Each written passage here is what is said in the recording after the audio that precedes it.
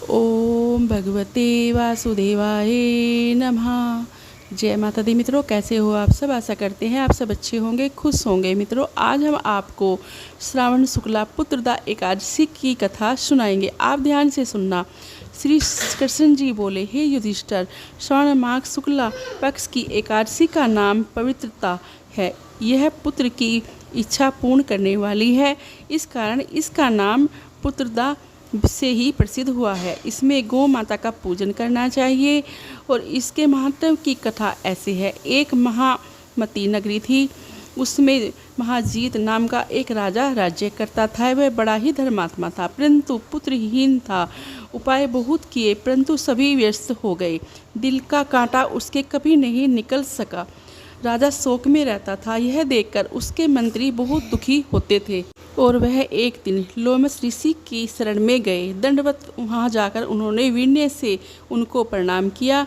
और हमारे राज्य के राजा जो है पुत्रहीन है, बीमार हैं, शोक भजन में पड़े हैं। आप कृपा करके उनका कोई उपाय बताइए, जिससे कि उनके घर में कुल दीपक का प्रकाश हो जाए। मुनि ने दिव्य दृष्टि से उनके पूर्व जन्म का कर्म देखकर कहा, तुम्हारा राजा पिछले जन्म में महाकंगाल था और कुकर्मी था। एक दिन घूमते घूमते उसे कहीं जल न मिला और न ही उसे अन्न मिला। दूसरे दिन वह एक सरोवर के पास पहुंचा। उसे बहुत ज़ोर से प्यास लगी थी, पर वहां पर एक गाय पानी पी रही थी। उसे उसने लाठी मारकर भगा दिया। उस महापाप से तुम्हारा राजा निसंतान हुआ। और जिस दिन वह भूखा प्यासा रहा, रात्रि को उसने चलते फिरते जागरण भी कर लिया। और भूखा था तो भगवान का स्मरण कर उसने भोजन भी मांगा था।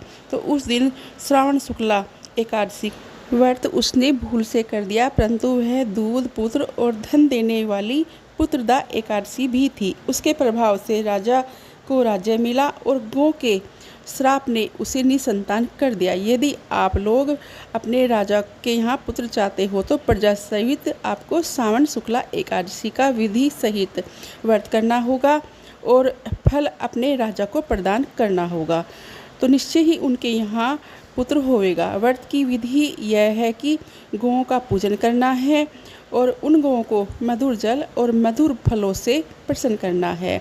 वो दूसरे दिन द्वादशी के दिन उन्हें पेट भर जो है लड्डू और पूरी इत्यादि मिष्ठान का भोग लगाना है। उनका आशीर्वाद और पुत्रदा एकादशी का महत्व एक समान है। मुनि की शिक्षा की मंत्रियों ने प्रजा सहित और राजा ने परिवार सहित पुत्रदा एकादशी का व्रत कर रात्रि को कीर्तन किया और गौओं का पूजन करके उनका आशीर्वाद प्राप्त किया। तो राजा के यहाँ पुत्र हुआ, तो राजा खुशी से फूला नहीं समाया। तो मित्रों, ये एकादशी व्रत की जो कथा मैंने आपको सुनाई है, ये पुत्र देने वाली एकादशी है। इसे पुत्रदा एकादशी कहते हैं। तो आप इस व्रत को कर सकते हो। आपके लिए बहुत ही सौभाग्य देने वाला ये व्रत है। और अब मैं आपसे विदा लेती हूँ और मिलती हूँ एक नई जानकारी के साथ। आशा करती हूँ आपको मेरी वीडियो पसंद आई होगी। जय जय राधे, जय श्री कृष्णा, जय माता दी।